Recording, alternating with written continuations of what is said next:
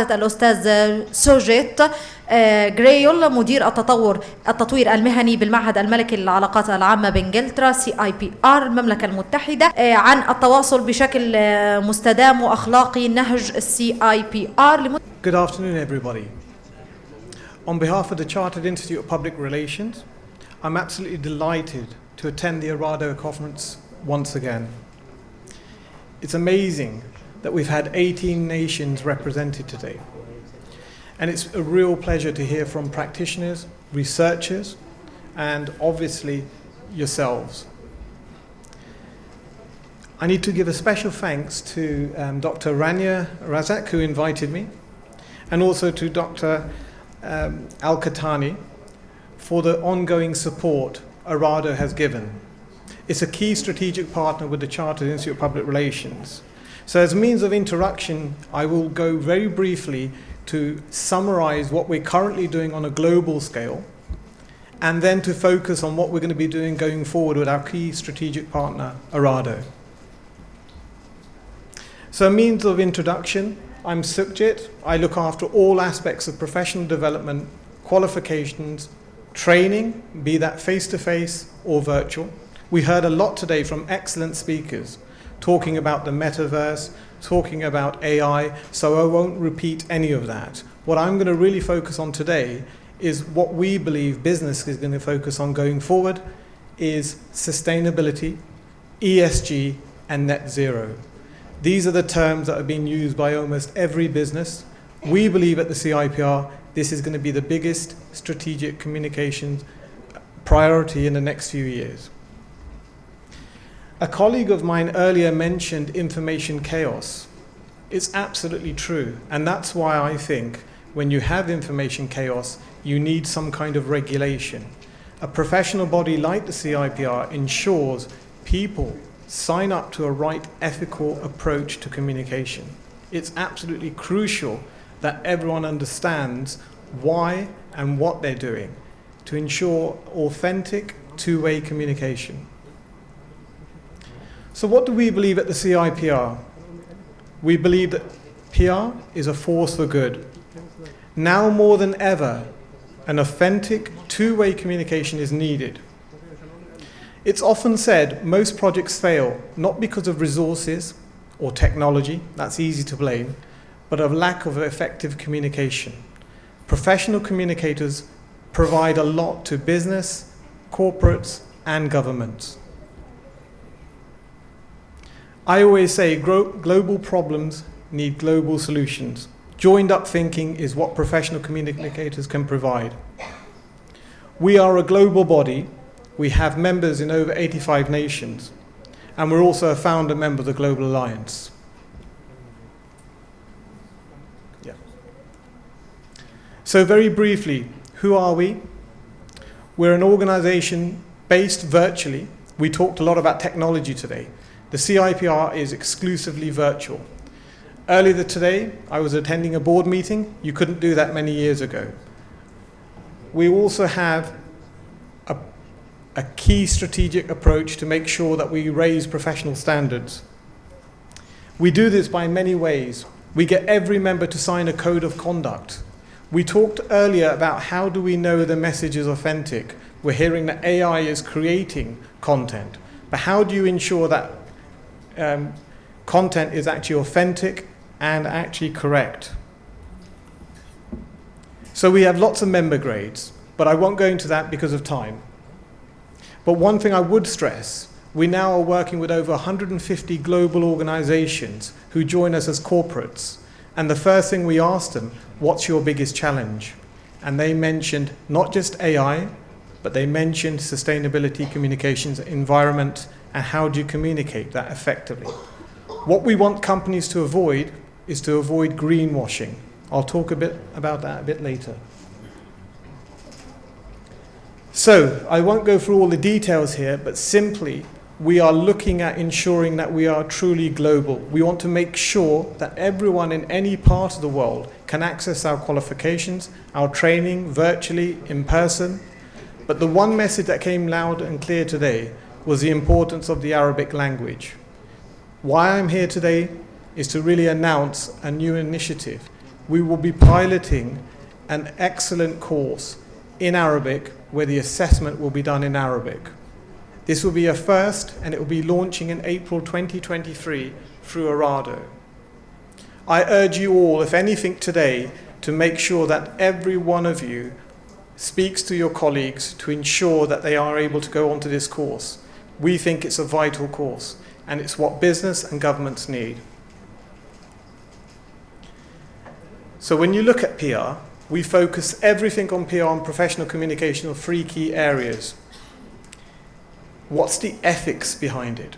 We talk a lot about AI, but artificial intelligence is important, but it's not relevant without ethical considerations. We talk about strategic communications. Every business out there needs to identify who its audience is and how do you get a communication with them. And also, we focus on leadership.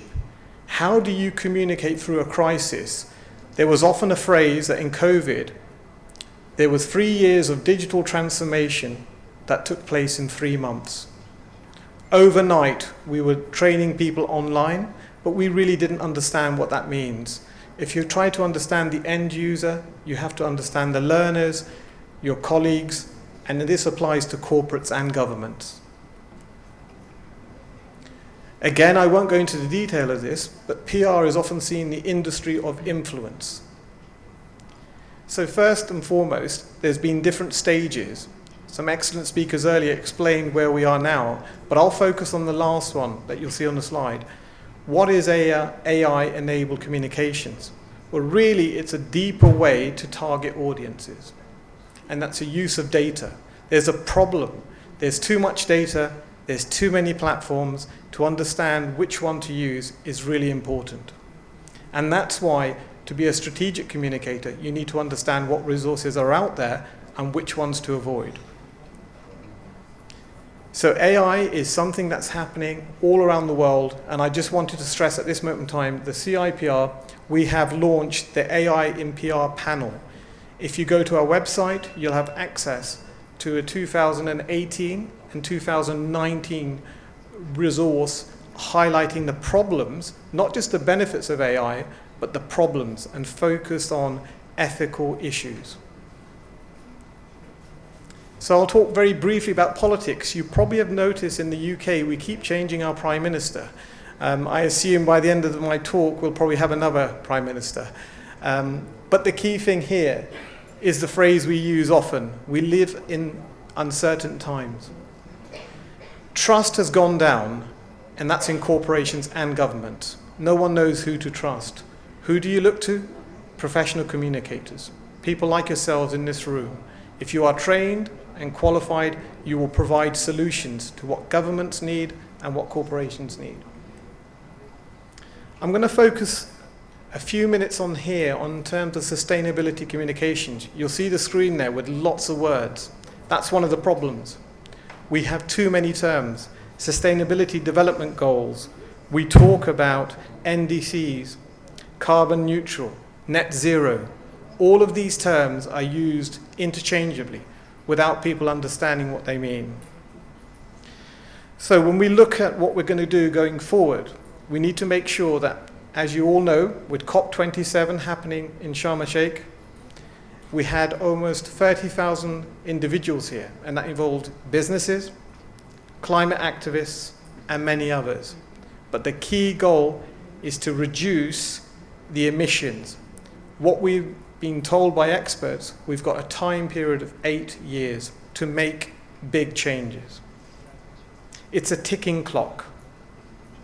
So it's all doable if we change public transport, if we change the way we eat certain types of food, the way we improve the housing quality. That will all improve longer life, but how do we communicate that? The aim is to reduce the climate change of 1.5 degrees Celsius and move that down, because up until now, a 1.1% increase, centigrade increase in temperature has caused catastrophic effects. So what's the impact of PR on the sustainability communications? If I start with the bad news, often people think PR industry is part of the problem and not the solution. So today I'm going to make sure that people who are working in PR and communications address this so that they can target these issues. So who's against PR people? Activists. They're not happy. Do they think PR agencies work for their clients, or do they work for better climate solutions? The media isn't happy. The BBC recently exposed certain agencies who are seeding doubt on climate control.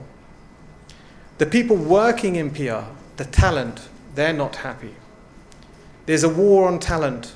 You need to recruit and retain good staff. The staff working there feel that if you work in an agency that doesn't help climate control, 71% feel as though that they don't need to be part of working in that organization. 91% said, some recent survey suggested that those who are involved in positive climate change, they will ensure to carry on working with those agencies. So, the final point there is also, if you look at the new generation, the children aren't happy. The Gen Z millennials, if you compare the difference, Gen Zs are now thinking, there's no point. Climate change is happening. We're not communicating the change to this. And they're not happy. So let's focus and wrap up on the good news. There are so many good initiatives going out there. The Race to Zero initiative for PR companies, it ensures that non-state actors, they are the industry of influence, that they no longer just look at carbon footprint, but talk to their clients about how their revenue is derived. And the good news is, after 20 years of not talking about sustainability communications, PR people now are welcomed. So you have to really now focus on ensuring that you communicate the right message. I want to give you some data. I know my time is up because we reduced the time at the end, but if you look at Google Trends, there's been an increase of 4,500% of searches of people looking to how to live sustainably, a sustainable lifestyle. What that means is that the market is looking for products. It looks like the governments are looking for solutions. Corporations are looking for sustainability results.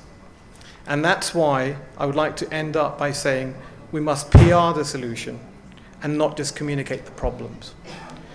What the CIPR is going to be launching is a qualification in sustainability communications. As I mentioned earlier, ARADA is our accredited teaching center, and they will be delivering this very useful qualification in Arabic. The assessment will be done in Arabic. This is unique. This is something we're really looking forward to. So as I said at the outside of the message, is two simple messages today. We are trying to become more global. We want to involve people who have identified language being an issue, and we now want to focus on the business and governmental priority we believe that will shape the future. So please ensure you do this qualification and ask your colleagues to look into this. I won't talk about the individual chartership because this is something you can see on the line, on the website, but I just really want to summarize now just by saying, if we look positively, there are solutions. The CIPR is working with its partners. We want to make sure that the qualifications are provided in a timely manner. We want to make sure that the sustainability aspect is very clear on everyone's agenda. It's a business priority. It's a communications priority. PR people are strategic communicators. If you understand this, you will focus on this. And I really wanted to thank you all for giving me your time today, and also for the excellent translators who've helped me a lot. Thank you.